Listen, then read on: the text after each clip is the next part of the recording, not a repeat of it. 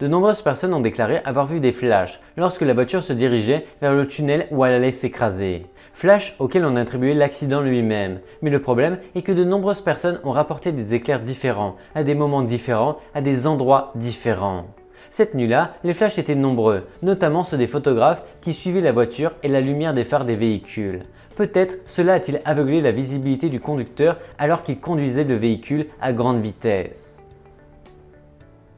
Parmi le nombre infini de théories du complot, la plus étrange est peut-être celle qui assure que Diana de Galles a simulé sa propre mort. Selon cette version, avec l'aide de la puissante et riche famille d'Al-Faïd, la princesse aurait soigneusement planifié un faux accident afin que le couple puisse s'échapper et mener une vie loin des médias et de l'opinion publique. D'ailleurs, à l'époque, on disait que 6 heures avant sa mort, Diana avait confié à une journaliste du Daily Mail qu'elle était sur le point de se retirer de la vie publique, ce qui renforçait cette théorie.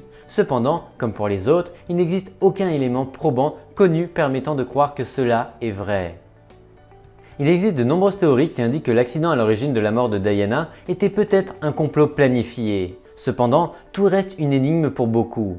Bien que les informations officielles indiquent aujourd'hui qu'il ne s'agissait que d'un accident tragique, il est probable que tout ce que l'on croit être vrai ne correspond pas à ce que l'on peut voir.